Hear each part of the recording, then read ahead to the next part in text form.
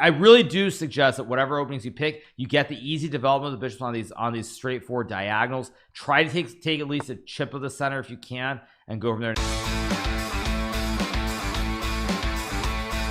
As I've said many times, my personal favorite opening is to play e4 here. Yeah, we got e4, e5, and play knight f3. I would say, I mean, I don't know how to explain this necessarily, but with white, I feel like openings for beginners where you get both of the bishops out very quickly and you get some kind of center are the best openings. So even if it's not like a set theme, I feel like openings like the Scotch are very good because you get the knights out, bishops, and you get castled. Now bishop c5 is one of the dangerous lines. If you do play the Scotch, you have to know what to do. In this game, I'm going to play the safe setup. I'm going to go bishop e3 to guard the knight, and then I'm going to play c3 to reinforce the knight, so that I get this nice little central box here. And if he plays queen f6,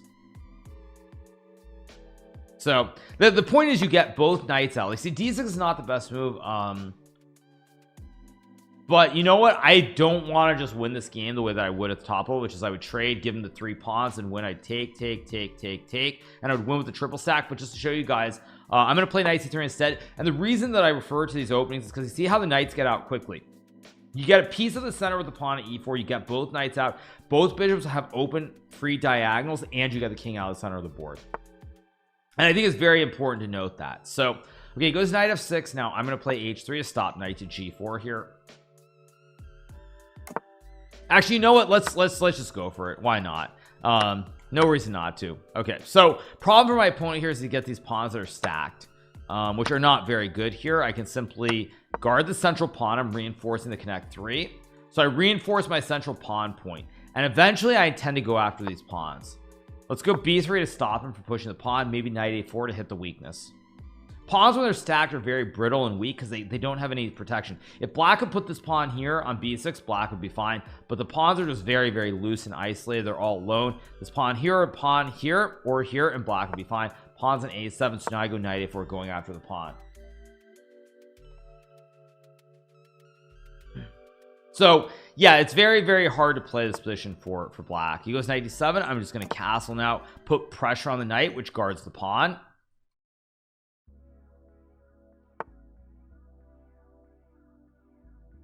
So he plays rook to b8 here. Okay, logical move. Now I'm just going to develop my bishop, try to bring the last piece on the board. I want to go rook d2 and rook d1. So I basically want to stack my 2 towers in the center part of the board to put more pressure on the knight on d7 here. That's the plan.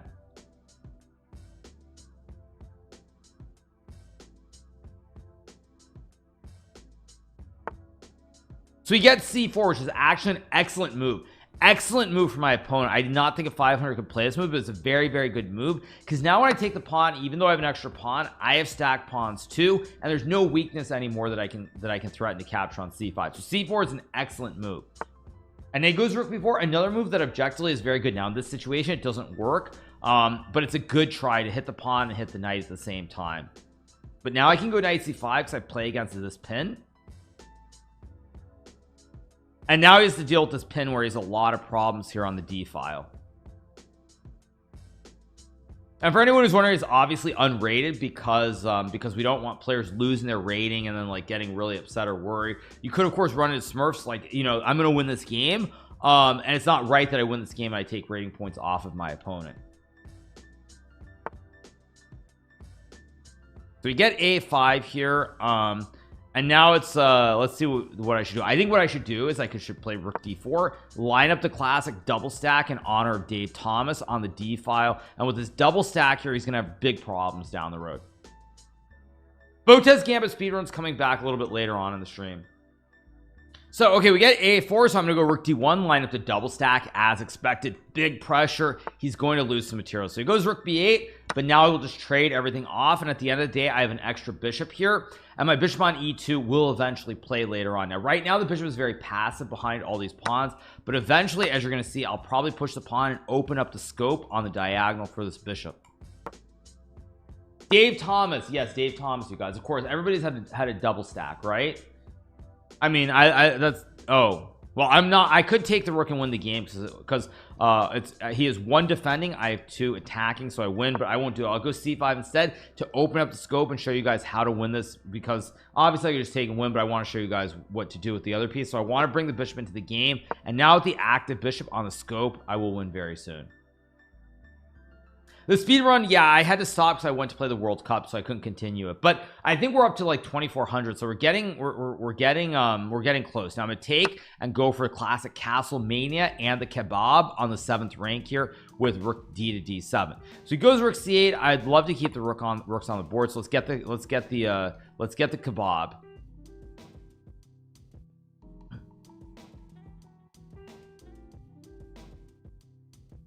Also, Castle Mania with rooks on the 7th is what Michelle Kerr called it, for anyone who's wondering. You get the rooks on the 7th rank, and she was calling this Castle Mania. So if you get the 2 rooks on the 7th rank, we now call it Castle Mania. In the old days, the proper chess term would have been doubled rooks on the 7th rank, but we no longer use proper chess terms. Chess has really been like it's been dumbed down a lot by a lot of these like weird influencers like Hikaru and Levi Roseman and Alexander Botez. So for anybody who's a serious chess player, make sure that you are aware of the proper terminology and not what all these idiotic influencers are coming up with. So we get king g6 being played here. Now this unfortunately is a blunder because I can play rook takes g7, which just wins the game here. Let's keep going. That's just checkmate on g7.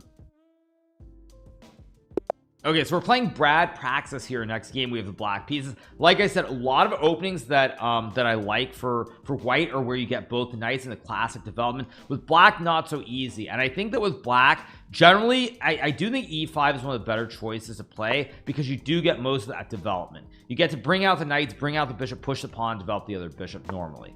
So we'll go here, guard the pawn on e5, get d4. Now I'm going to take, okay, so I'm going to go knight f6 to hit the pawn on e4 here.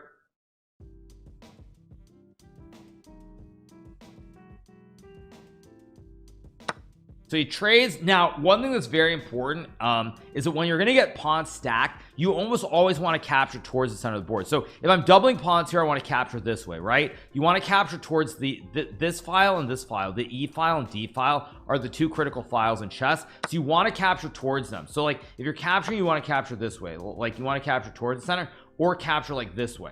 So it's like you capture this way or you capture this way, but you want to get the pawn stacked where you're going right towards the center. Basically, that's the bottom line. So let's go d5, and now I'm gonna take with the pawn.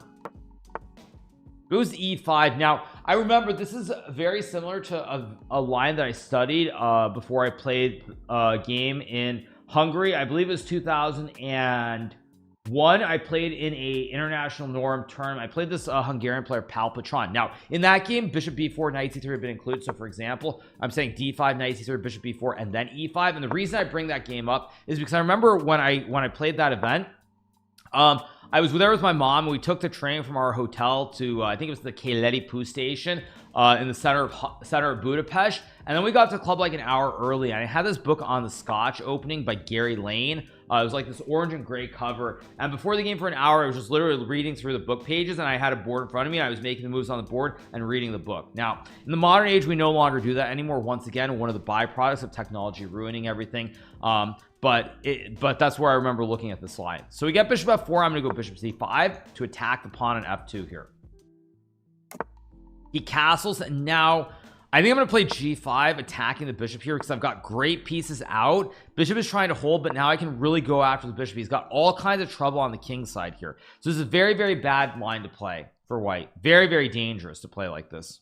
Now obviously at the beginner level, probably g5 h5 isn't realistic, but we are playing at 1400, so at the 1500 level, these sorts of ideas can come into play. And as you see, white has all these pieces not in the game. I have a great scope, I've got a great knight, and now I'm just going to keep going with h4 here to attack the bishop on g3. If it goes bishop h2, I'm going to take, and I'm just going to go g4 and queen g5. And very quickly, the 2 bishops are harassing the king, and it's very, very scary for white to play here. Very, very scary, because he's got all these pieces that do nothing. Bishop looks nice, nothing on the diagonal. The scope is scoping at thin air. The knight and rook aren't in the game. Queen's not in the game either, so I have queen g5, and very, very quickly I can also, if I move the queen and the bishop, castle either way with my king.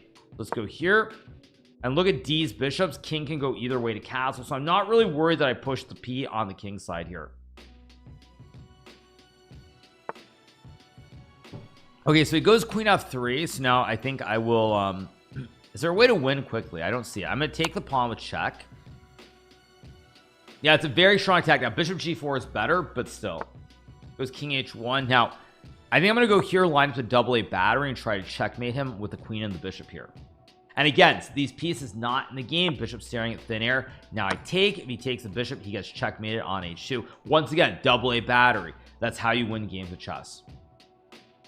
No, I'm not worried to castle. Actually, to be completely honest, g5 h5 is very dangerous. It's actually very dangerous. Now my opponent finds f4, which is an excellent move.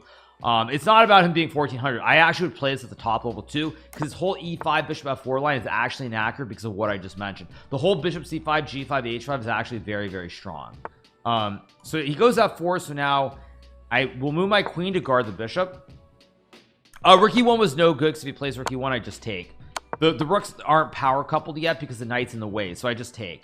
The knight is not out. If the knight was out, he could go there, but if he goes here, I take, and he can't recapture.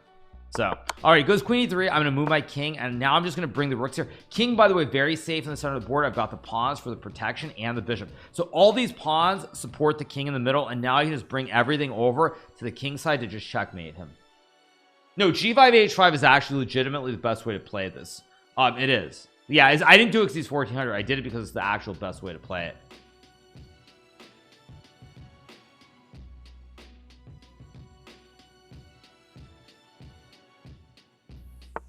Goes rook e1, and now I'm going to play rook to e8. My rooks are coupled together, and see the knight and the rook still not in the game. He's still missing the finishing pieces.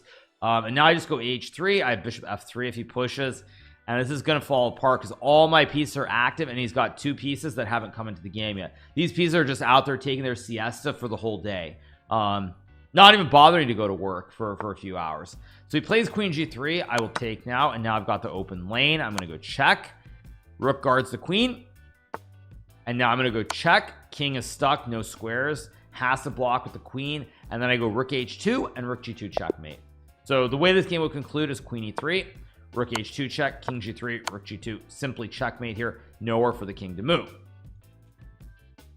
Okay, again, gonna play e4. Actually, you know, I never did ask my stepfather. I'll probably ask him when I see him this week, about the openings that he taught me as a kid, because I actually do believe like there is a synergy to the openings he taught me, but he never actually said that. So I do kind of wonder if there was a synergy or if it's just based off his own play. So see, we get d6. Now I would tell people who are beginners, do not play openings like the modern with the black piece. You cannot give your opponent a lot of space. When you give your opponents too much space in the center at the beginner level, even frankly the lower intermediate levels, it's too hard to play. And I'm actually going to show you guys why. Okay, so I'm gonna go d5 here. Now this is not the best move, but I'm gonna show you why. I'm gonna immediately take a ton of space in the center of the board, and I'm going to punish him very seriously, as you will see. Again, this is not normally what I would play, but I just want to show you guys one example of why you should not let your opponent get all the space in the center.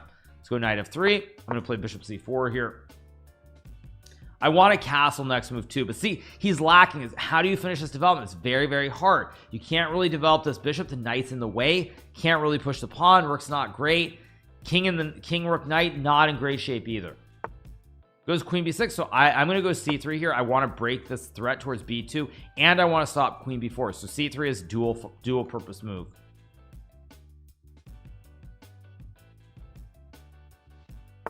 So he goes knight f6. So again, now I'm going to go e5. I'm just going to keep thrusting forward with the pawns, and he's really in trouble. You don't get burned out playing chess. Sometimes I do, but mostly I don't, because I'm not as good at anything else, and frankly it pays the bills. So yeah.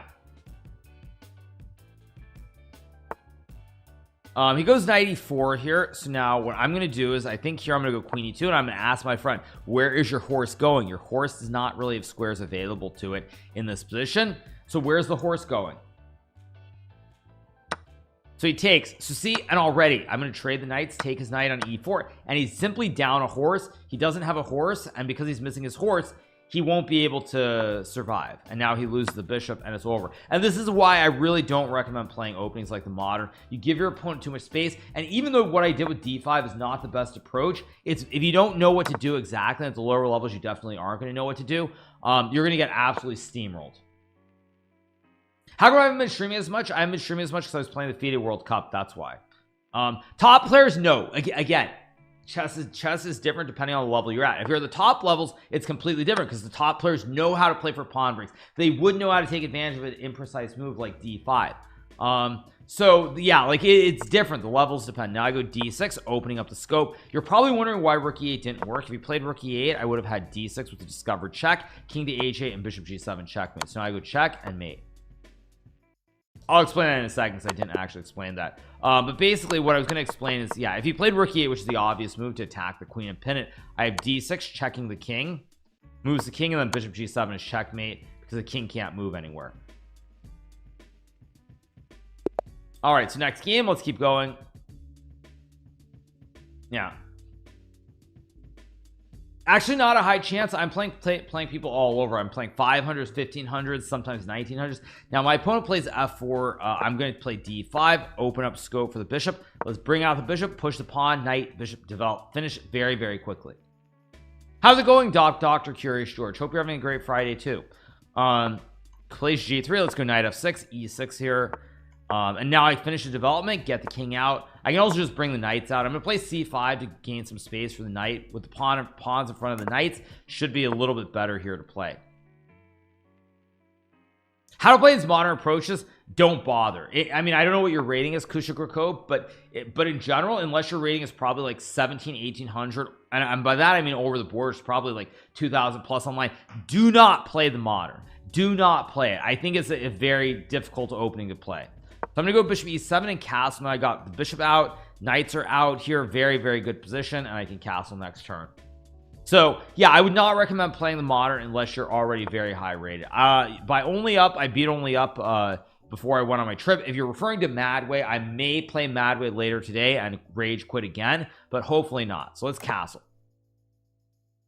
What makes an opening difficult? It's more about the themes and the placement of the pieces. That's what makes certain openings very difficult to play, is that if the ideas aren't obvious, strong players can figure it out, but if you don't have the experience, like generally what I would say about chess at the beginner level, this probably applies up to like 1000 level online, like 1000 plus, is look at the basically what you want is knights on these squares, c6 f6 or f3 c3, knights on these two squares for either side, and you want the bishops out. You want the bishops on these diagonals versus the fianchettos. The fianchettos are playable, but in general I don't recommend them until you're of a very, very decent level, very, very high level. I would say, like, you have to be like, you have to spend serious time playing chess. Knight h4 is actually a good move here.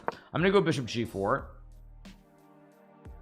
No human will ever be as good as Stockfish because we are, as Agent Smith would say, he is still only human. Actually, I don't think Agent Smith said that. I think it was one of the other agents who said it. But again, at the end of the day, we are still only human, so no human can play without emotion and other factors going on during the game. I'll give you an example, and this is straight out of the Matrix. But you know, if you're playing a game of chess, you know, you're playing on the board and you're trying to focus on the game, and the girl in the red dress walks by, you probably look and you're like, okay, the girl in the red dress walking by the chessboard is going to affect your concentration. You're going to lose your train of thought, and you're probably not going to play the best move. Let's go knight to d4 here, attacking the pawn on c2.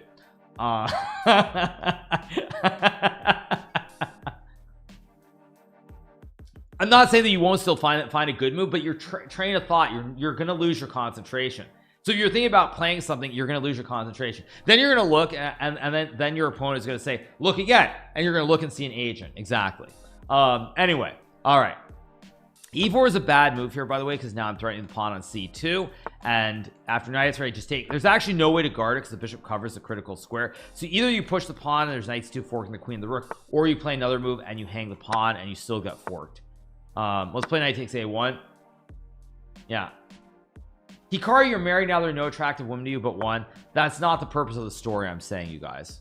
Jeez. Let's take the knight. That's not the point, though. I think you guys get the point. I literally used a Matrix story to prove the point.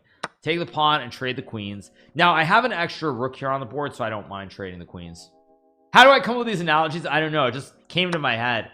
It just came to my head. I mean, it's a pretty good analogy. Let's go knight c2 here.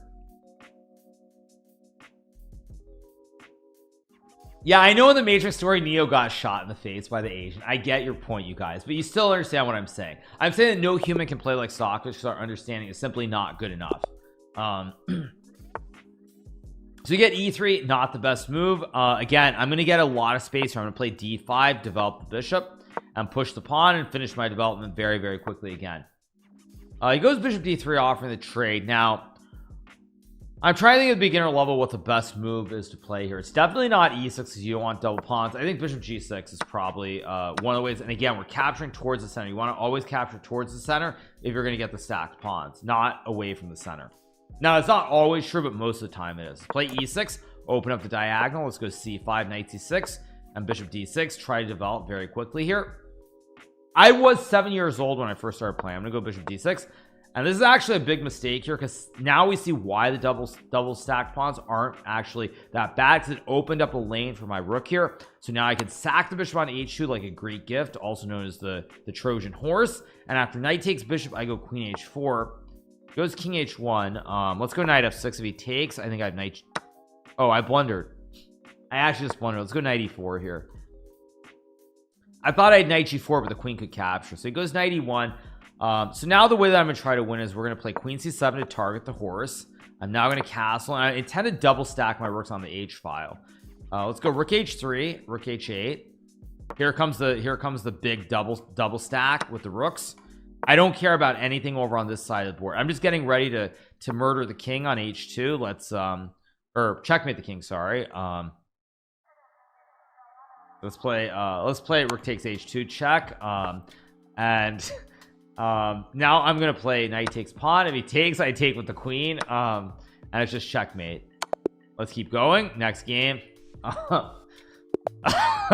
Let's play e4 again. Sorry, I'm getting living a little bit too loosey goosey. Now what I'm going to play is the opening I played as a child, which is of course the Grand Prix attack in honor of the great French people, with e4, knight c3, and f4. Again, very simple. Bring the bishop out, push the pawn, and you'll see the theme is very similar. The bishop is outside the pawn chain. Develop the knight, castle, and I've got bishops on both of these diagonals. The knights are out, so there is a very serious theme to the openings that I'm playing. So let's go queen to e1, queen to h4, f5, and bishop h6. Very straightforward and to the point. Good morning, chat. Yes, exactly. Goes knight h5. Now I could trade the queens, but I'm going to stick to the themes of trying to checkmate him with queen h3 and g4, kick the knight out. Now e5 is a very poor move because he reopened the diagonal. Back here, diagonal's kind of closed. The pawn wall blunts the power of the bishop, but now it suddenly opens up the bishop on the long diagonal. No way to contest the bishop because I cover the square with the pawn, so you can't try to trade the bishops. So now I've got an open diagonal. Everything is coming into play here. We'll go g4. Lots of stuff. All the pieces here are very, very active for me. Actually, g4 was not the best move. I should have played knight d5, but it's still very good. Yeah, he goes here. I'll take. And now what I'm going to actually do is play knight d5, try to go after the pawn, maybe push for f6 here. But again, all my pieces are very, very active. There's a lot of harmony in the position. Goes bishop e5. I think I'm gonna go queen h6 with the idea of playing knight to g5 and going for checkmate on h7 here. I could also try to get the lolly mate with knight takes e5, f6, and mate him on g7 with the queen. But we'll see. Yeah, I wouldn't say I'm the best teacher, but there's a serious flow to the openings that I played as a kid growing up, and I do highly recommend them. So I can go knight g5, but I think everyone wants to see a lolly instead. So let's go knight takes e5. I play f6, knight guards the pawn. There's the mate on g7. Anytime you fianchetto the bishop, you have to be aware of the lolly checkmate. You have to be aware of it. If you lose your you lose your fianchettoed bishop. So now it's just queen g7 because he gave up the bishop, and that's game over. Let's keep going. Keep a little bit of beer. It helps with making better heroic moves. I look best after about 3 to 4 days, basically. Yeah, I mean, I think my opening explanations are generally the best, actually. I think in terms of openings, like the general development of where your piece belong is very, very critical, actually. F? Did I drop frames? What was F about? Actually, I do see some drop frames. Let's go knight c6. Okay, so he plays c4. There's a Panziani opening with c3 and d4. Let's play knight f6, named after the great Italian Panziani. Let's play knight f6 here, attack the pawn on e4. White tries to build a big center here with the pawns from b2 to d4. Now I feel like I think in one of the PogChamps I mentioned that someone should play it. I think maybe Anna Kramlik told Virtual to play it in PogChamps 5. It's an okay opening, but I think there are drawbacks to it for sure, because now he doesn't get the central control, he doesn't get the big white center. I finished my development. We're going to end up in a situation with both the bishops developed here. He goes a4, I'll play a6 so that I have the retreat square. And now white is pushing this great pawn chain. I'm going to castle, and I'm going to go d5 next move, rook e8 and bishop g4, and all my development is completed. He's pushed all these pawns which are doing nothing, and he's going to lose the game very quickly after take, because I just take and go like rook e8, and he's going to have problems in the center of the board here very, very quickly. Let's just go rook e8, threaten to mate him. And now I guess I can take the pawn, but I'd rather finish my development first. And now I'll go bishop f5, and it's a very, very good position. Traxler attack is playable, but it's very much, in my opinion, a cheese opening. Let's just take the pawn. Yeah, because it's unrated, I can play people of any level. So it's not just going to be 700s, it's not going to be 1400s. I will play occasionally 1900s too. Okay, I'm going to go here and pin the knight, because I want to put a lot of pressure on the central pawn. So let's go here, pressure on the knight, pressure on the pawn as well. And I'm doing very, very well here. Do you guys want the link? Okay, let me copy the link. You should be able to join. I'll put the link here. You should be able to join any time, you guys. So, okay, now he goes knight e6. If I take, knight takes is no good because he hangs the queen. So if I take, he has to take, and then he loses. So takes, loses. And if he takes with the queen, I can take the horse, and now it's queen, king side. It's completely compromised here. Or what's a compromat, as they would say in Russian. Let's take on f3.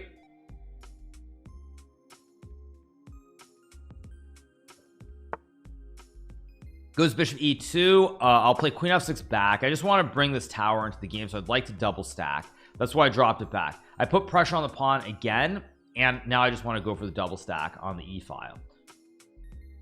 That's the goal. Okay, goes bishop g4. I think I can just play queen g6. The rooks guard each other, and now I pin the bishop, and I'm going to win the bishop with either h5 or f5 next turn. And now, oh, I mean, he played queen f4. I mean, he hung the rook. I guess I'll just take the rook now. He should have traded the rooks first, but it doesn't change much. We'll trade down because in this position I have an extra rook and a horse, so this will be winning very soon. Do I think it's fair to some of these lower rated players? It's unrated, so it's unrated, it's educational. I think a lot of people learn from it, so I don't see any downside to it. Even they learn from it too. So let's just trade the bishops now. Again, one thing that I'm a big proponent of is trading down when you're way ahead. When you have a lot of extra material, trading down is good. Yeah, if it's rated, maybe you could say it's different, but it's unrated, so the players don't lose anything from this. I'm gonna go f5 to guard the pawn. I want to maybe line up the Arabian checkmate with the knight and the rook here if I can. Let's try to set up an Arabiano with knight f3 and rook g1.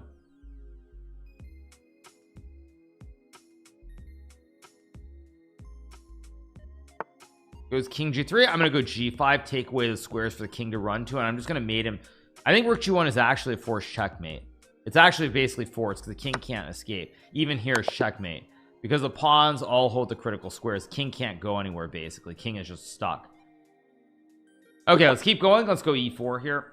Did I read the book from Kasparov, my great predecessor? I read parts of it. Okay, I'm gonna play knight f3 here. We'll play Madway much later on, not now. We're doing chess for the time being. We get knight c6. Okay, now again, you don't have to play Scotch. You can play the Ruy Lopez too, but I really do love the Scotch opening for white. Why don't I do opening lessons like the one I did with the King's Indian defense? I could. Now it's completely fine for my opponent here, but I have again the easy development. Knights out, bishops out, castle either way. Like I really do suggest that whatever openings you pick, you get the easy development of the bishops on these straightforward diagonals. Try to take at least a chip of the center if you can, and go from there. Knight e7 is actually a move that was played against me in the I believe this is what Pavel Blatny played against me in the Mayor's Cup. It was a GM Norm tournament held. No, was it Mayor's Cup or no? I think it was the Mayor's Cup held in New York City, I believe in October of 2001, maybe. Or maybe I'm confusing events, but I think Pavel Blatny played this against me, where black tries to develop the knight very quickly. So let's go knight c3 here.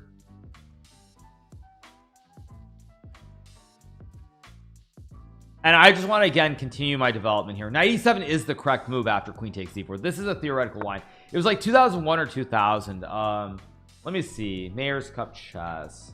I think it was 2000 actually, because the tournament I played right after September 11th was a different one. I think that was a Smart Chess Grandmaster Norm, or no, it was 2001. No, maybe it was 2001. Let me look at the games. Let's see. I don't know. Okay, let's go queen d1. I want to develop the bishops and castle the king. So yeah.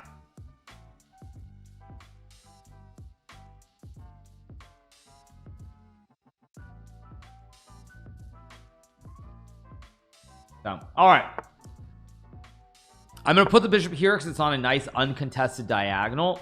Do I feel old yet? I felt very old yesterday when I was talking about Legos, because I was talking about Legos and I was just going on, and then suddenly it's like someone was asking me, and it's like I actually realized that like the Lego stuff that I was talking about, which were the Octan Legos for the gas station with the truck and everything, like I was playing with those Legos like 30 years ago, and that's when it's like, wait a second, I've been around quite a while, even if I don't feel super old, because that was 30 years ago. 30 years is a long time. Okay, now I'm gonna go back and keep the diagonal. I want to go f4 and kick the horse on the next turn if possible.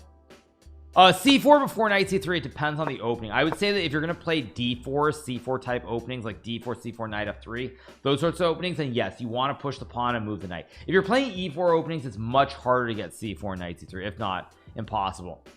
So let's go f4. Let's kick the horse out of the center.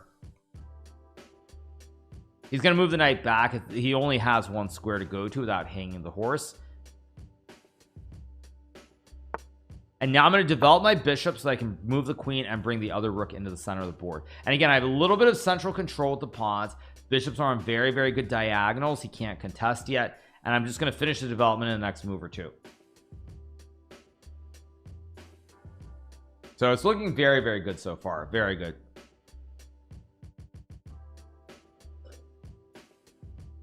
So 10 years ago is not the 1990s. No, you guys, the 90s was the best decade ever. Now I'm gonna go queen h5 because I can start to go after the weaknesses here, because he has a knight here. Normally black gets a knight on f6, so you never have these ideas, but because there's a knight here and there's no way to get a knight to this square to attack and defend everything, this is very dangerous for black to play. There's also a right triangle as well. Pythagoras would be proud. So no, 90s were the best decade by far. 2000s got, I mean, the problem for me as an American is that 2000s basically didn't exist because September 11th just ruined it. I mean, September 11th just killed the decade for a lot of us. Yeah, I mean, the September 11th just really put a huge damper on the 2000s. Yeah, I mean, so 2000, I mean, like, I know the term is wrong, but to me the 2000s is almost like a lost decade in my opinion. Yeah, so now I'm gonna go rook f3 and I'm just gonna try to crush him on the king side. Black is way behind, bishop and rook not in the game, no central control, d5 hangs a pawn, and I'm just gonna go for the kill. I'm gonna create the classic rook lift into the double stack into some kind of checkmate. Let's go here, try to take the pawn because the king is stuck, and this is very, very bad. Like, he's got all these pieces. Look at these pieces. No pieces are in the game at all. He's just getting destroyed here.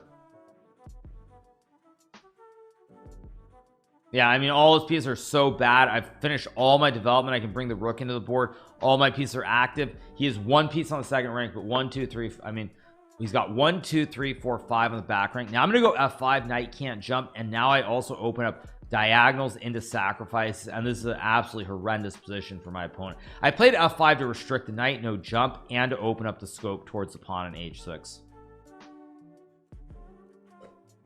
And it's just impossible to play this position for black. Impossible.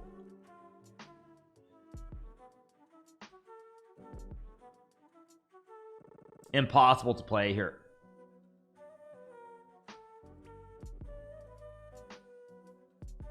It's just an absolutely disastrous position. Just nothing to say. Nothing more needs to be said.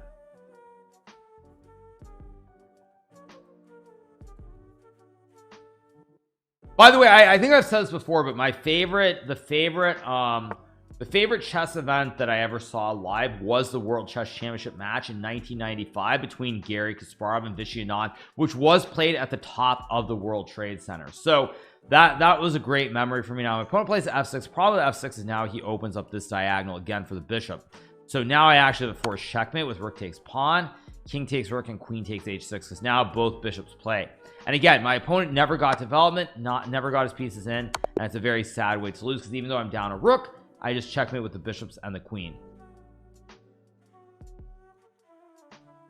Yeah, 1995, exactly. Yeah, tell me about the war boomer. Yeah, I was very young. I remember it very well. It was an amazing experience. Like, they had them cordoned off in like this glass wall room, and they were like, it was a great experience. Now I'm gonna play e5 here. Great experience, easily the best experience of my life for chess. Let's play knight c6. So we get the scotch. My opponent plays the scotch himself. Now I'm going to play knight f6 again to hit the pawn on the center of the board. If he captures, I will capture towards the center. I watched it live, yes, and I went to the best game of the match too. I was there in person along with my brother and some other kids. I think I was like in first grade or something. It was a long time ago. But we were there, and we were supposed to go to game number 9, which as most people know, Anand and Kasparov drew the first 8 games of the match, and then Anand won a great game in game number 9. So we were supposed to go to game 9, but we ended up not going to game number 9, and instead we ended up going to game number 10, which was the fateful game. First, let me play queen 7 to pin the pawn here, which was a fateful game where Gary beat Anand in the open Spanish, where he played this great sack knight to g5 on like move 14 or 13, whatever the move number was. He sacked a horse in honor of Michael Tal, the former world chess champion. Gary won a fantastic game to even up the match. He would go on to win, but game 10 was easily the best game of the match. So I'm gonna go g6 to fianchetto the bishop, because the queen's in the way here. I can't develop easily, so g6 makes sense because I can try to put a lot of pressure on the pawn. Yeah. You're in the club and in the lobby. Then if you join the event, there should be a button at the bottom where you can join the event. There should be a green button if you scroll down. Goes 92. I'm gonna play a5, maybe try to open up the file. I can also play bishop a6. I reviewed that game multiple times, I think, but it was a great game. So a4, good idea to stop the pawn from pushing. I'm now going to go knight to b4 because now he can't kick the knight easily. Put pressure on the pawn on c2 here, and I can also go bishop a6 to activate, because it's also hard. Like I can go d6 here, pressure the pawn and develop this diagonal, or I can go this one and develop this diagonal. And I think I want to go this diagonal, this development. Best experience that was non-chess. That's a tough question. I don't know. I would say there's so many different memories that are up there. I honestly would say one of my favorites is that's one where Gary played I don't think Gary played bishop d1, bishop c1. I think that's the one where he played a very critical rook c1 move. No, he played a rook c1 move that stopped Vishy from pushing the pawns on the queen's side.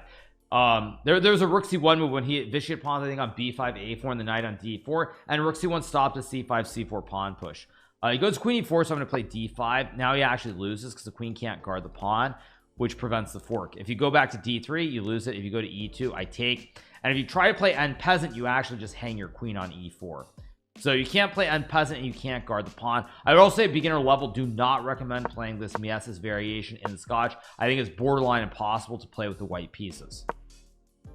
In fact, speaking of this Mies's variation, I remember so when I was like 18 or 1900 in the year 1998, I believe it was, I played in the Hawaii International Tournament, and I actually played the Mies's with the white pieces against this women's grandmaster. I believe her name was Bettina Trebert, and I actually lost in the Mies's variation with the white pieces in like 15 moves or something. It was I believe it was 1997. The game, I believe, exists in the database, so let me see if I can find it. Let me see.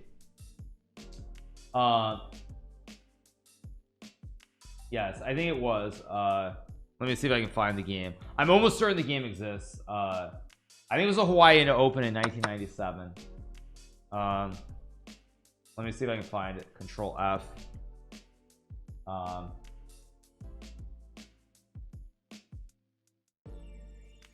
I'm trying to find it. 1 second. I found it. Okay, we'll take a look in a second. Okay, so we get bishop takes a1. I'm going to trade the bishop in the castle. It was the Hawaii Open 1997. Yes, I found the game. I'll pull it up in a second, you guys. 1 second. Goes rook e1. I'm going to play queen a3, attack the pawn and the bishop here. I lost that game in 16 moves. 16 moves, you guys. It was 16 moves. I was close. I said 15. It was 16. Yeah. I was close though. Okay, I'll take the pawn here. Go rook b8 and rook b4 here. That just hangs the queen and he loses the game. Okay, so let me pull up the game, you guys, before we continue. So this is a game, let me change the scene. This is a game from 1997, the Hawaii Open. This is a game between Hikaru Nakamura and Bettina Trabert. She was I think she was a women's grandmaster from Germany. And what did I say? So I played e4, we got e5. What did I say? Of course, I played the Miessis variation, which I just said not to play. And then we got knight d5, c4, bishop a6, played knight d2, castles, b3, f6. I took the pawn, which is a huge mistake, and after takes, rook b1, bishop b4, the queen d1, rook e8, bishop e2, knight c3. I played bishop b2. She sacked the queen and played knight g3, and I lost in 16 moves, you guys. I lost in 16 moves. So yeah, this was in 1997. This would have been I want to say April or May of 1997. This was not the dead of summer, I don't believe. This would have been, I think, actually no, this would have been May or June. I can actually check in ChessBase. Let me check ChessBase. Let me check ChessBase. 1 second. Skill issue, yeah. Let me check online. Nakamura H. Let me see. 1 second. Yeah, I'm just gonna check on let me sort it by year. 1 second. Let me sort it by the year. Wait, what? Wait, what? Did I do something wrong? Wait 1 second. Age, year. Let me put 1997 to like 2000 or something. There we go. Okay. Let me see if I can find it.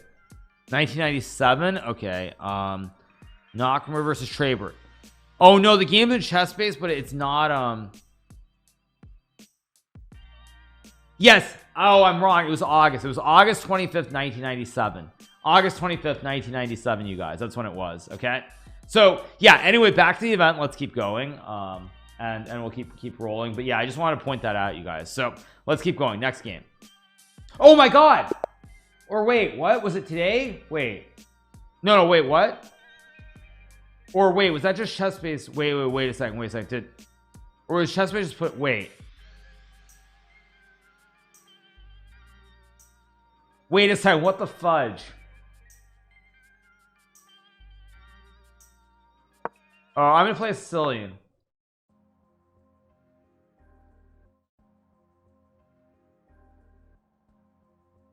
Okay, I'm gonna play e6. Maybe it said updated today.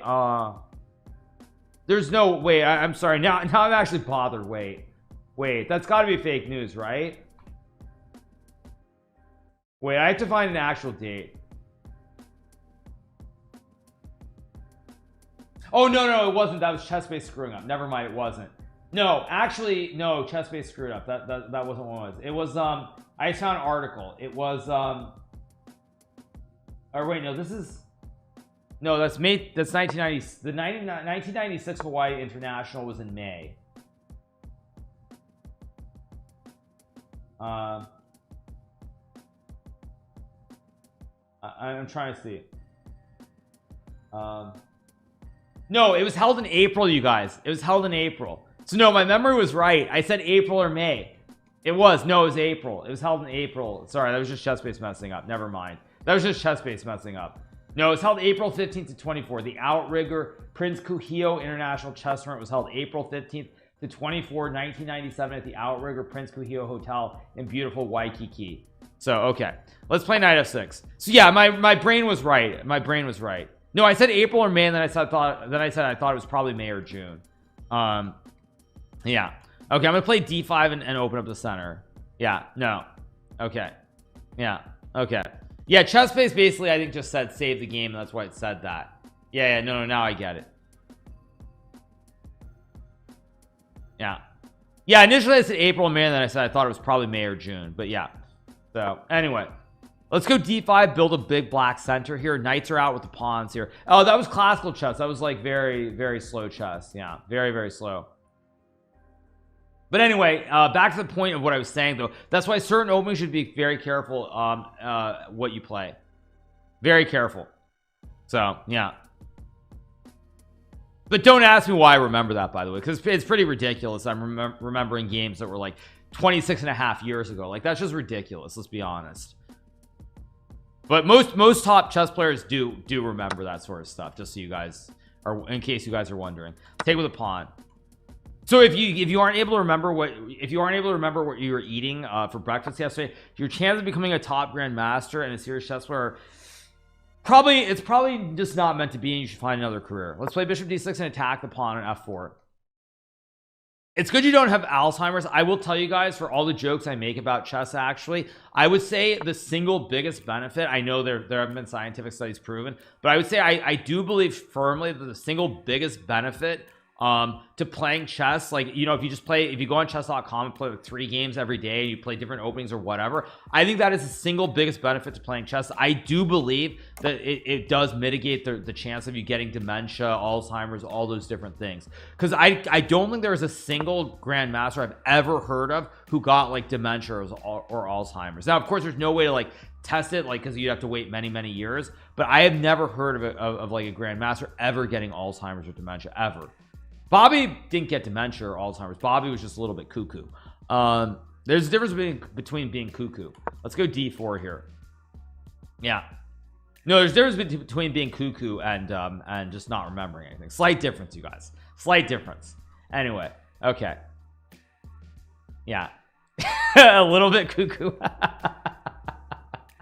Okay, you guys. Anyway, let's go bishop e6. My opponent castled the queen side, so he has big problems. I got the standard development with these 4 pieces. I also have a little bit more space here because the pawn's in the center of the board. Okay, do we try to play like a let's try to be like the Trojans. Let's play the Trojan horse here. I'm going to sack the bishop. This is what we call the classic Greek gift. I'm going to sack the bishop with bishop takes a2. It looks like it's free. It's like when you get that free horse, it's like, oh man, we got the free horse. And as we all know, the horse wasn't actually free. And it's going to be the same thing here, where I'm going to go for a checkmate on the queen side here. He's also, once again, pieces not in the game. These pieces are very passive.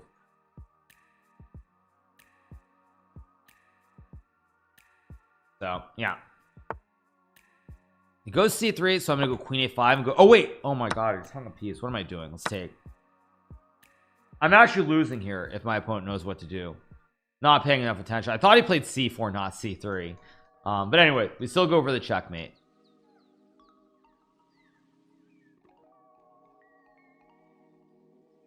And the move that he has to find here is a very tough move, because there are certain types of moves in chess that are generally very difficult to spot. The 2 most difficult moves in chess to spot, actually I'll say it after the game. No, let's go here. 2 most difficult moves to spot in chess are backwards knight moves, like knight to c1, and backwards bishop moves. Backward knight moves and backward bishop moves are the 2 hardest ideas to see in chess. It feels like you're still resorting to tricks instead of teaching proper chess education. Most of these games I'm playing very standard. This is the only one where I actually played for a trick.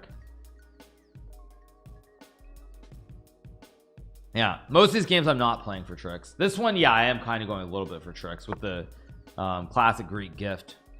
So I'll go here, and my opponent has all these pieces that are very passive. So even though he has a lot of extra material, they're very passive, and his king is very weak here, and the king is the most important piece. Okay, let's go knight d5 here. I'm gonna go a5 a4, try to open up. Obviously I'm down here, but all these passive pieces that are not active give me chances. He lost his job to educate when he started entertaining. He goes b3. Okay, so I think I'm gonna go a5 a4. I do have some grip here towards c3. I'll play Madway later, I think, but not right now. Let's go check. Let's fork the king, the rook, and the bishop. Probably some very bad innuendo from that comment, but let's go knight e3. I'm now gonna go a4. He can't do anything. I'm trying to rip open the a file to use the rook here. It's all very bad. I think I'm actually already winning here. I'm gonna play Madway later on, you guys. I sort of rage quit, but I think I should be able to get at least back to where I was before I stopped. Fundamental mating patterns also are quite important. That is a true point. I think I'm gonna go c4 here. If he takes, I can play knight takes c4, forking the king and the queen. I open up the diagonal. All my pieces very well placed. Queen is active, Bishop is active, knight is all up in his business, the rooks are on 2 great files, so all my pieces are actively as all these pieces, especially these 3 pieces that aren't in the game. So I think now I go c3, forking the king and the queen with the pawns, and I'm gonna win very soon. Master shove will be later probably, so I take the queen, check and mate in 1, and there we go. So let's keep going. Next game. Okay, so we're playing Aryan, 730 rated. Hikaru's streaming on Friday. Yes, you guys, I normally stream Monday, Tuesday, Wednesday, Thursday, Friday, and not on the weekend, but with the bullet brawl now being in play, I do stream on Saturday too. Do I smoke Zavid? No, I don't, you guys. I don't do these things. Let's see. Let's play d5 and let's just take the center of the board here. We're playing proper chess. We're not playing any of those stupid memes. Like there's that idiotic streamer Hikaru Nakamura. All he does is like make jokes, play stupid openings. I mean, he's really ruined chess, frankly, with all the stuff he's done. Because now, like when serious people try to come in and we try to watch chess and try to learn, all you hear about is like the Bond Cloud or you know, like the wooden shield and peasant and all these stupid things that like don't make any sense. Like, you know, when those of us who are trying to improve at chess, we go look at things, all we hear are these stupid memes, and it's really a shame what he's done to chess, frankly. Let's play knight to c6 here and develop our pieces. So all right, let's keep going. Let's play e4 here. I have easy development with my pieces here, easy development. Bottom line is, if you want to play against the Bond Cloud, do what I did against Jan-Krzysztof Duda in the Global Chess Championship. He tried to play f3 and king f2, so he played a version of it. Let's just develop our pieces, get our king out. He's way behind. 1 2 3 4 5 pieces not in the game, not in the game at all. Am I going to play classical chess in the future? Absolutely. Let's go bishop d4. I don't want to trade here because he's got nothing developed, no development, so I'm going to bring in all the reinforcement. So goes queen a3. I think I just take the pawn with a check here. It's good to see you guys too. Yeah, I'm just gonna take the pawn and get a new queen. Everybody wants queens. Someone made a chessable course on the Bond Cloud. That's hilarious, actually. Yeah.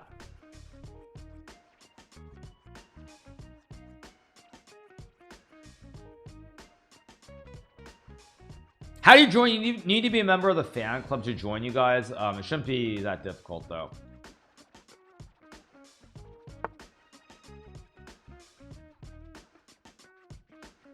Okay, plays king d1. I will get a new Pokemon. Let's promote here on h1. Lifetime repertoire is a Bond Cloud. Let's go check here. I mean, it's a disaster.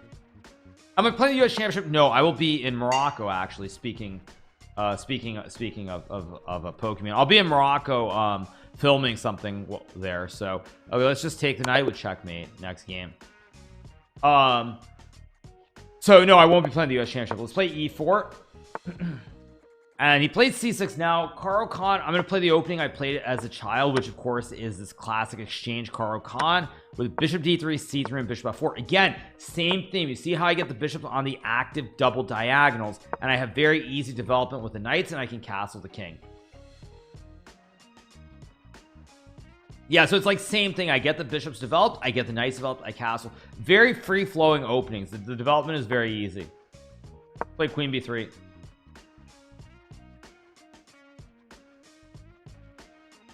So thoughts on the World Rapid Championship in Dusseldorf. Fabian is going to play. I don't have any thoughts. I think it's I don't really understand the purpose of the event, frankly. It just seems weird to me.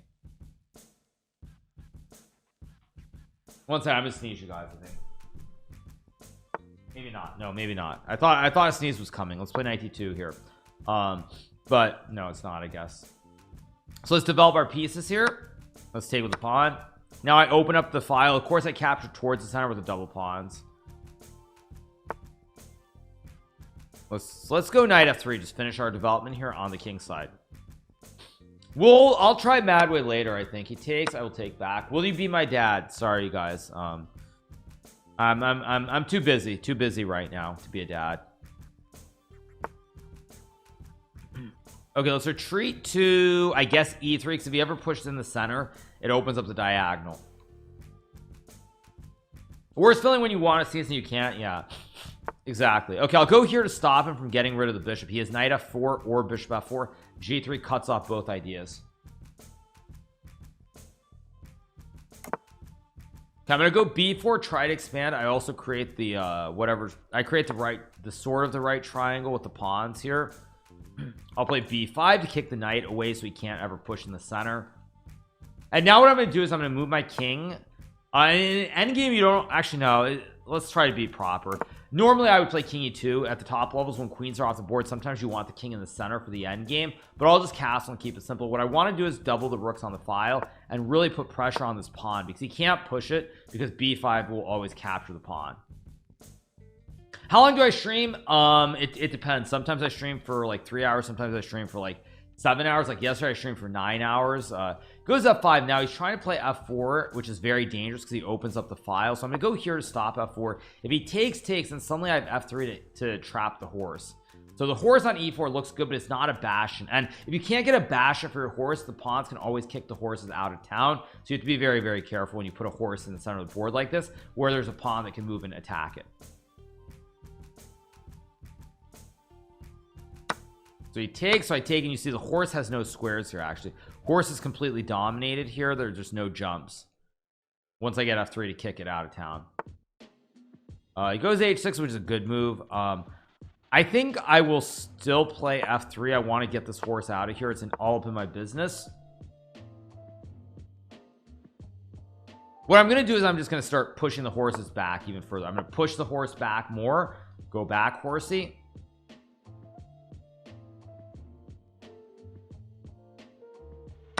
Actually, that was a mistake by me. I missed that he could take the pawn. I guess I'll just take the knight. It's still very good for me, but okay, let's take the pawn. I was annoyed because I lost the theme of what I was trying to play for, but it's still good. Okay, let's just go f4, I guess, here. Stop him from pushing the pawn.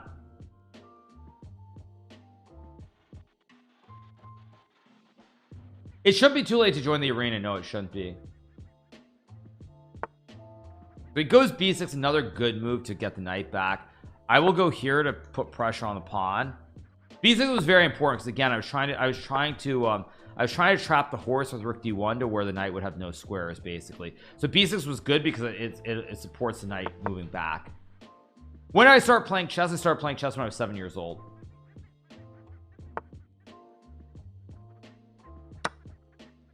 Take the pawn. He loses the rook here. Am I done with the Boatus Gambit Peter? No, in fact I probably will get to it after we finish with this.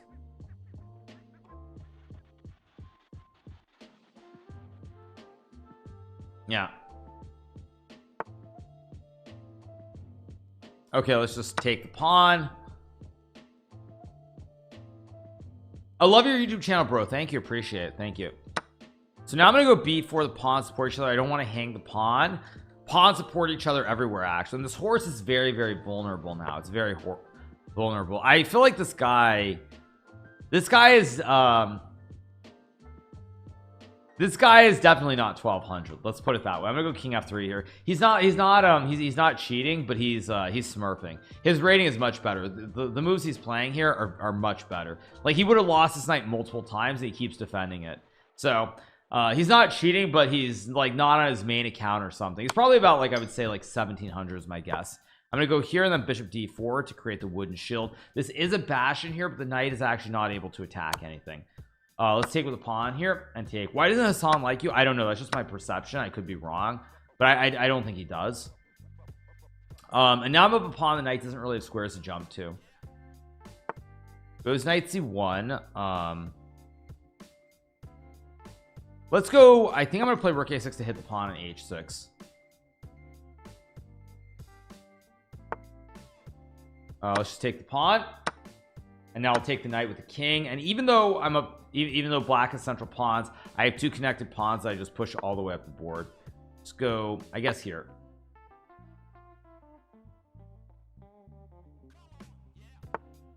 Okay, let's go g4, break the chain here if we can. Take the pawn. I'll check and play rook g1 and rook Okay, let's go rook e1 and now king d3. I capture the pawn and these two pawns will win the day for me. Yeah, we just run the king all the way up the board. Oh, they're 1600. They're 1600 in rapid. Okay, so what I said was right. Yeah, he's not cheating, but he's much stronger. Much stronger. Okay, let's play e4 again. Get e5. Okay, I think again I'll stick to the basics. I don't really want to get too far. Knight c3 of the Vienna, like knight c3, bishop c4, also very playable. I probably would recommend either the Vienna or the Scotch, as long as you're aware of the like the Charlie horse mate with like bishop c5 and queen f6.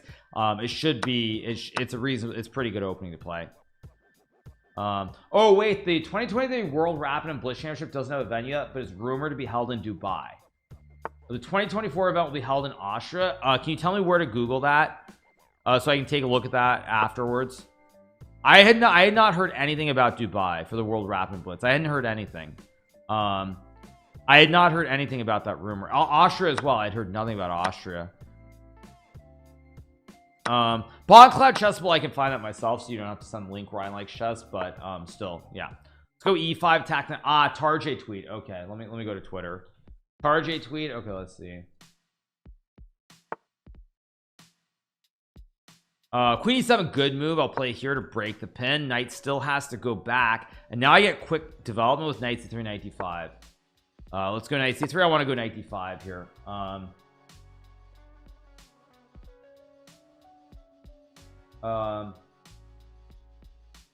I'm looking to see if I can find it.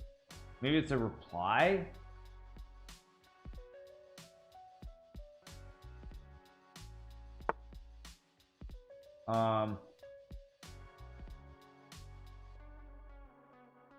I see it now. Now I see it. Okay, let's go knight d5, attack the queen, and hit the pawn at the same time.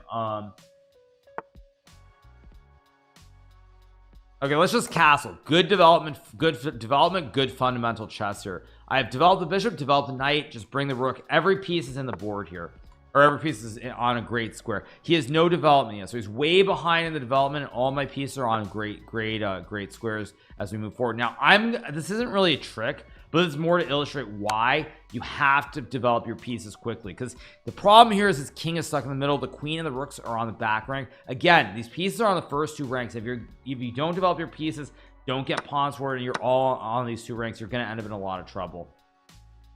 You're going to end up in a lot of trouble here, because my rooks are on the two open lanes. I'll probably do the Botez Gambit speed run and then like Master Chef or something. So we'll see.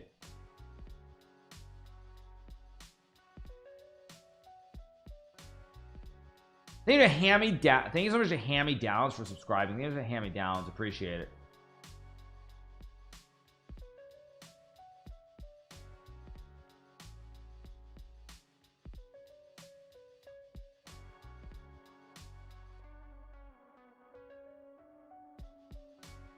Yeah, thank you to Hammy Downs. Appreciate it. So I think my opponent's just completely lost here. It's just no development. You've got to develop your pieces very quickly. I mean, there's no foolproof development. I think that when you're talking about development of the pieces, so there's certain ways that certain openings that are much better for it. Okay, he goes d6 again. Position was already lost, but now he's going to lose due to the fossil here, because he's going to lose the rook. Yeah, it's just going to be a fossil here on h8. I grew up with hand-me-downs. Yeah, nothing wrong with that. It's all good. Prague or Gukesh? In classical, definitely Gukesh. In rapid, I don't know. Rapid, not sure. Resigns. The checkmate would have been king takes pawn to guard the rook, but then I have bishop b5 check, cutting off the square, and this is basically checkmate. The king can't go here, can't go here, all the squares covered, and after queen h8, it's simply checkmate.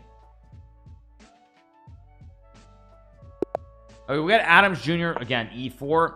I do recommend these openings though, like for people who are going to watch this video even on YouTube, like I strongly do recommend playing these openings, like the Grand Prix and the Scotch. They both these openings got me to 2300. There were openings my stepfather taught me, and I think they're amongst the best openings just because of the easy developmental play at the start. Very easy development. Again, develop the knight, bring the bishops out, castle the king. Very simple. And here again, I have multiple options. Like I can castle either way. Here. I do not like the Italian. They do Ermos for a sub. I think the Vienna is good. I think Vienna is fine. I think that the Spanish is relatively okay. What I don't like about the Spanish, and much more so in the Italian for sure, is that in the Italian it's all about a couple of pawn breaks in the center of the board. As a beginner and intermediate player, that's not what you want. You want open positions. Like this is an open position. There have open files. You have easy diagonals, easy placement for the knights. Like you want easy piece play, and the Italian becomes very cloggy, and it's all about pawn breaks. And at the top level, of course, it's a great opening. But at like a beginner level, you're not gonna know how to play c3 and d4. It's just not possible. You could play the true Italian, like the Gucci piano, not the Gucci pianissimo, with c3 and d4. That is true, but after knight f6 you have to know like the fried liver and other stuff. So let's go rook e1 here. Rook's in the center of the board. Bishop's very active. Great diags, great rooks. Now what I want to do at some point is explode the center and open up this diagonal. This bishop is good. This one is great, obviously. It's uncontested, but I want to open up this diagonal because also I have rooks in the center of the board too. So I want to get these lanes open here. So I need to eventually force e5 in. So let's go e5. Now here it's actually really good, but what I'm going to do is I'm actually not going to win the game on the spot with queen takes queen. I'm going to go here to illustrate the point if I can. He'll move the queen and I'll take, and you'll see what I mean. Okay, move the queen away, dude. I mean, of course he hung the queen again.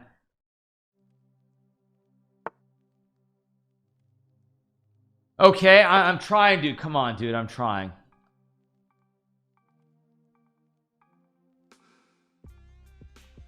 Scotch 4 knights is pretty reasonable. Okay, I mean, I can't. Sorry, I can't. I just can't. Yeah. Let's just take the knight, take the rook. GG's. Yeah. Let's just trade the rooks. He resigns. Let's keep going. Yeah. Okay, goes g3. So I think now again, as I said many times, this guy's 1800, so it's understandable, but at least at the beginning level, do not try this at home. Do not let your opponent get the big black center. Go here, easy development. Knight's out quickly, bishop's out too. Develop the bishop's, castle the king. Let's go here. He'll take, I'll take. I'm gonna play like bishop e6. Only up game today. I'll play Madwid later, not right now. Goes e4. I have multiple castles here. I'm gonna go this way just because I get the rook in the center of the board. And now I can also play like g5 h5 and attack very quickly when he castles. Goes knight b3. I think what I'm gonna do here is I'm gonna explode the center immediately, because now the d file is gonna open up here. Multiple castles, you could go either way, long or short. Let's go e3. Try to fossilize the bishop and create the checkmate here. I could have played rook e8 too.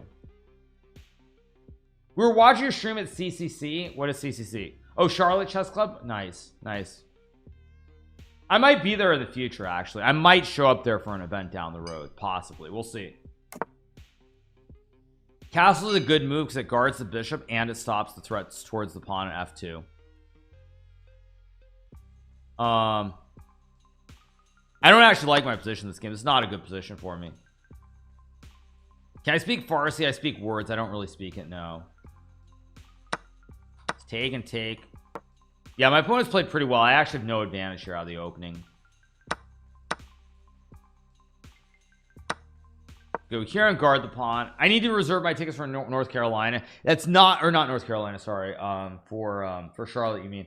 It's not, nothing is set in stone. It's a possibility. What I would say about that is that it is going to depend very largely on what happens at the Isle of Man tournament at the end of October as to whether I go there specifically or not. So yeah, I'll play I really want to keep my bishop on the board, so I'm gonna go here and guard the pawn and hit the rook at the same time. David Lee Ross said you need 20,000 hours to master anything. That's probably true. Problem with chess is that, you know what the problem with chess is though? Even if you spend 20,000 hours on chess, if you're an adult and you do it, you still will not be able to get past a certain level. That's what's so elusive and mysterious about chess. I'm gonna go f6 here, just guard the pawn. Yeah, that's what's so elusive about chess, is that if you don't start at a certain age, no matter how many hours you put in, you can't get past a certain level. Let's go rook e8 here, claim the open lane, try to create the kebab. I think I still have c6 to kick the knight, but I'm gonna leave this knight here as long as I can and try to improve first. I can always kick the knight either way, but I can also just improve first because c4 is not a move. I mean, maybe now c4 is lurking. Well, let's just go rook e8. Let's claim the lane. I don't have an advantage here, by the way. I'm gonna move the king. Yeah,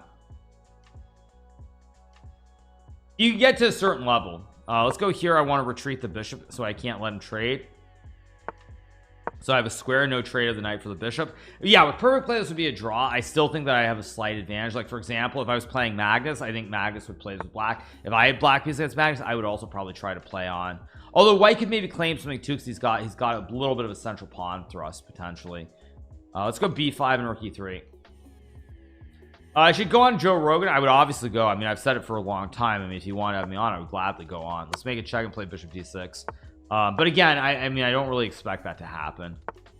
Let's just go back. I'm trying to dominate the horse a little bit here from getting into the game. Go king c7 here. Yeah, the two podcasts that I've said, I mean, I've said this for years now that I would go on if they asked me, were basically Hot Ones and Joe Rogan. Those are two that I would do if they even mentioned it to me. Yeah, good g6, take away knight f5 here. Let's go here. Will he take the poison pawn? If he takes the pawn, he's getting his horse trapped again. Yeah, I would go on Hot Ones, absolutely.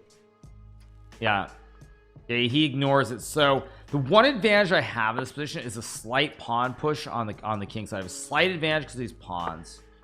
Go h5. I mean, I have rook f7. Like, it's a little bit dangerous here for white in the end game. So now what I'm gonna do is I'm gonna play g4 to fix the weakness for the rest of the game. The bishop will always be eyeing this pawn on g3. Now I don't actually know which way to take. My gut intuition is that I should take away from the center. The reason I think I take away is because outside pawns are better. Like the pawns are one square away, whereas if I take here, the knight it's hard to push because the knight always covers it. But here the knight doesn't cover h4. The knight doesn't move in a ginormous L shape. Like it does not move in this ginormous L. So let's go check and rook f3, and I'm going to go after this pawn again. Maybe not actually. There's knight e5 still, but this should be good. Yeah, take, go here, go after the pawn. A g7 strat. I don't even know what the g7 thing is. Yeah. Oh no, my opponent's not sus. The game, the way I've played, the moves have been a little bit too easy for him. That's the problem. For the most part, the moves have been too easy. I don't think that, I mean, I think with perfect play it's still a draw, but I don't think my opponent will draw this. I think I'm winning here because I have the outside juicer. Yeah, now I check and take, and I should be winning here because the king is too passive. We have the classic kebab on the second rank as well, which is very brutal. Like I start sneaking in with the king here, and his king is so passive on this back rank, just cut off by the rook. I go here, I go after the juicer, and this should be winning.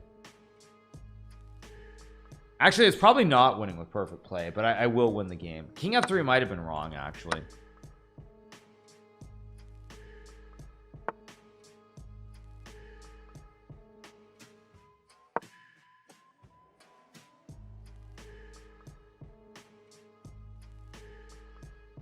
I'm gonna try to swing my king over and eat the juicers on the queen side, actually. Let's go here. I want to go like g2 maybe.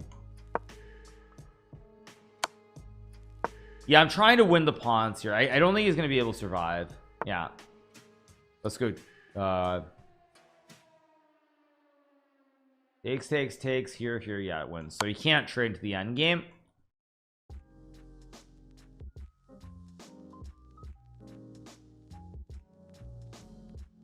This should be winning. I'm not 100% sure that it's winning, but it should be. His king is too wide. King is too wide here. Let's go check and trade, and this must be winning. Like this endgame should be winning here. I just take the pawn and the king gets over. He can't, he's just a little bit too slow. Yeah, and now the pawn just rolls through.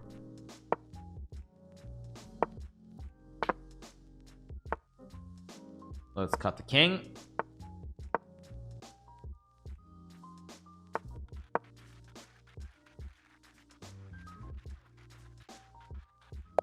Okay, resigns. Let's keep going. That was a pretty good game. He played very well. Okay, let's go e4 again. Two more. We'll play two more. Let's play the Grand Prix, which as I said is what I played as a kid. Very simple. Knight, 2 pawns. Develop the knight behind the pawns. Bring the bishop out. Push the pawn. Try to castle. Very, very free flowing opening. Very free flowing. Let's go bishop c4 and d3 and castles. Or let's castle first. Doesn't really matter which order I do it in.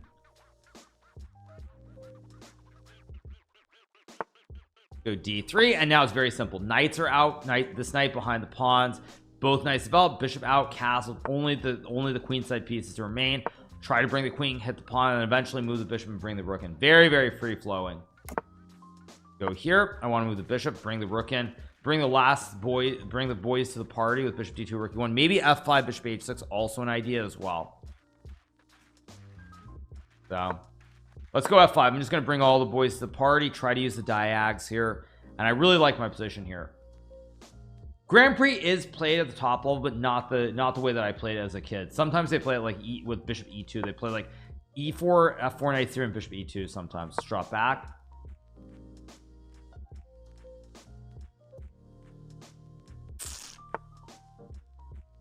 And now, of course, he just reopened it. So now both diags are open. This diagonal, big problem here.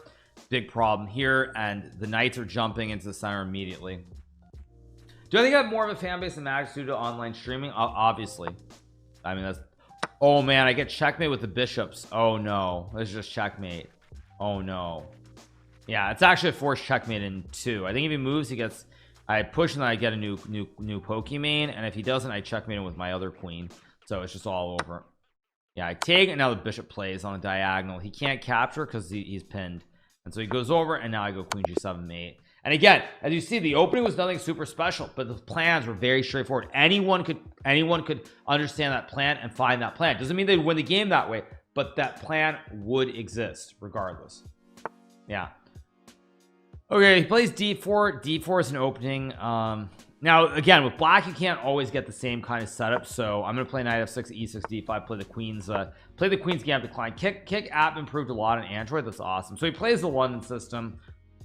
Let's go for one of the stronger systems. Let's play c5 and queen b6, go right after immediately. And now I'm gonna play knight 6, put pressure on the pawn. Already he's messed this up a little bit. Yeah, trying to put a lot of pressure. If he takes, he yields the center. Okay, he goes knight e5, but I'm gonna take, and now he could lose a pawn here. Actually, you know what's funny? I think I can take here and just go for a win. So I fork the king and the knight on e1 and g1, and if not, I just take, and now we can do the counting. 1 2 3 4 5 6 7 1 2 3 4 5 6. So I'm just up a pawn here. Scoreboard, I mean, I have a good score, but oh, he's trying to hit me with bishop b5. Nice. So I'll go a6 to cut him off. No bishop b5. Is Daniel not available today? What do you mean is Daniel not available? I don't know what you mean by that. Let's go e5, hit the knight and create the big black center, a double purpose threat, and it's simply game over. Let's go check. Can't castle the king. I'll obviously recapture next turn, but now I have to move the king. I take, no castling allowed, and he's gonna lose the game. Let's go e4, takes bishop g4, gg, why not? Actually, king e3 runs into d4, checkmate. That's just GG. King can't go back to either d2 or e2. It's covered by the bishops. Queen covers all the squares on the f file as well. King can't go anywhere. GG. That's why you don't play the London system. Okay, again, I'm gonna play d5, play the queen's gambit declined here. Very straightforward. Yeah.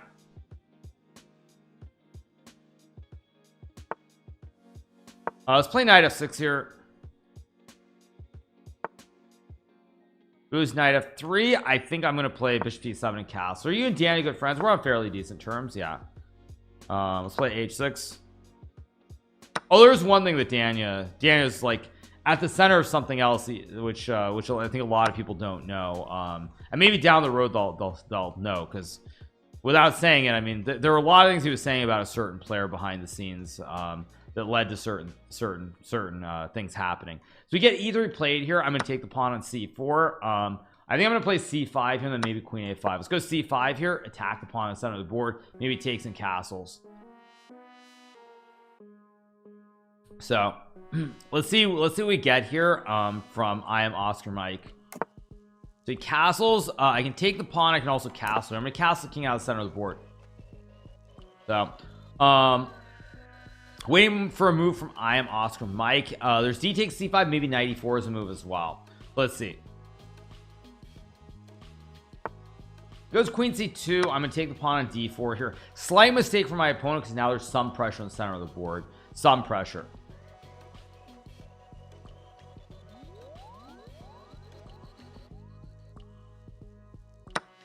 Let's go knight c6, go after his pawn in the center of the board here with the bishop and the knight.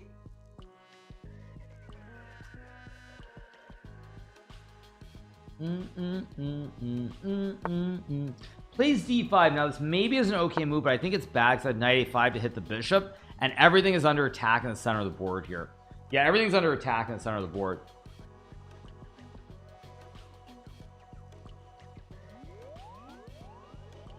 Na na na na na na na.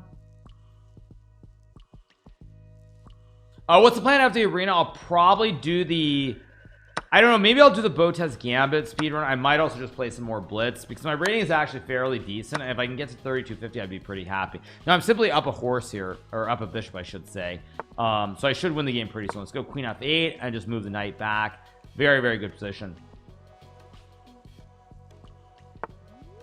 Let's finish our development, pin the knights, and I can just bring the last boy to the party with rook d8 or rook e8. The pattern on sure is like a chessboard. Yes, it is, exactly. Now I fork the queen and the rook, and I'm just going to trade all the bishops and the knight off the board immediately. I'm just going to get rid of all the pieces here, and at the end of the day I'll have queen and 2 rooks, and I'll have the queen and a rook here.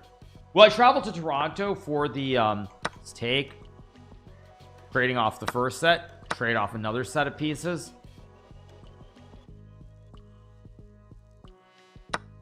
trade off the knight for the rook, and now I have a queen and 2 rooks versus a queen and a rook, and now the goal is to take the open lane and trade everything off the board if I can. Yeah, that's the goal. So at the end of the day I'm gonna have an extra tower, and if I have an extra tower that makes me the king of Spain. So let's see what he does here. Actually, I don't know why I said that, but anyway, let's go. Yeah, that doesn't even make sense. Let's go queen d1 check. I don't know why I said that, but whatever. Let's take the pawn. Yeah, like that doesn't make any sense at all. Sorry. He checks. Now the one thing I have to be careful of is not to allow some kind of repetition here, so I assume I drop back. Yeah, let's just block with the rook.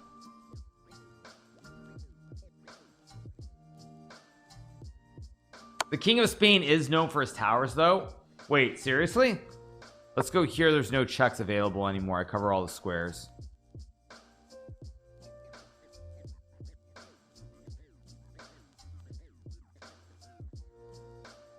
Isn't this a Botez song actually, the Tripolowski? Let's go check and just cover up everything. I'm just gonna cover up everything with queen g6 here. Just covering everything with the queen and the rook. Bummed to hear Dan saying this. Come on, you guys. Of course it has nothing to do with me. Okay, now I'm gonna go queen b6 and trade out the queens. Very simple. Yeah, let's just take. Time for one more game. Oh, we're playing Darks, who is actually a streamer, by the way, on Kick. Playing Darks here. Let's go e4. He plays d5. Scandinavian, an opening that I think actually is quite decent to play as a beginner. One of the openings which I do actually recommend. Let's go knight c3 and bishop c4 again, trying to follow the basic themes. Get my pieces out of the center of the board as quickly as possible. Do I recommend 5-minute games for beginners? No. Bishop e6 is a move, but it's a little bit of a cheese trying to trade. Now again, in the Scotch opening you already the pawn, so you can develop it. Here the pawn is in the way of the bishop and there's no development, so I don't really like this from Darks, although it's decent. It's not the end of the world if he knows what to do. Yeah, for beginners, don't play 5-0. Play 10-0 or play 15 minutes. Do not play 5-0. Let's go knight f3, castles, just simple chess. Actually no, let's go d4, open up both diagonals, and then castle. All very simple, very free flowing again.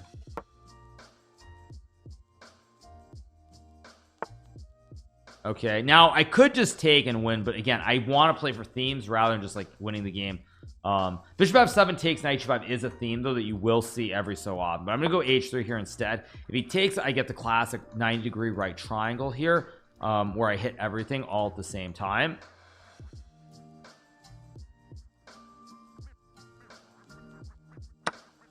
Yeah, I take, and now he can't actually guard everything.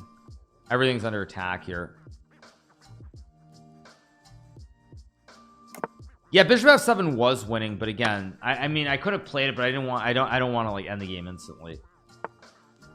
Let's just castle. I have an extra pawn here. I finished my development. Bishop can be developed either way. I think I'll just bring the rook so I can go there or there to hit the pawn next turn.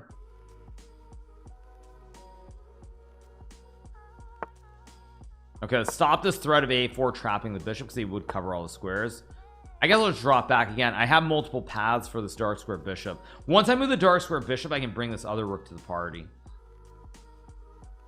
In the World Cup, do you see a guy who made an enormous poster? It was on FIDE Insta. No, I'm gonna go here so I can put a lot of pressure on these diagonals. How do I study chess without engines? I mean, it's simple. Basically, you have a chessboard and you read books. That's how you study. So I'll take the tower. Let's go d5. I want to open up this diag. Actually, that's a terrible move by me, but I'll get away with it. I should have played rook d1 and then d5. Reading books in 2023. Yeah, exactly. Yeah.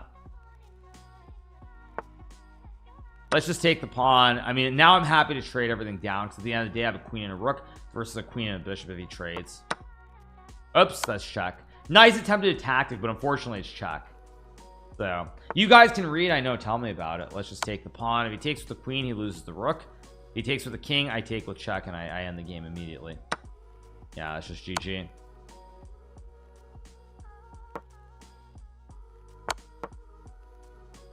Actually, I go check and mate and one with rook e8. There we go. GG, why not?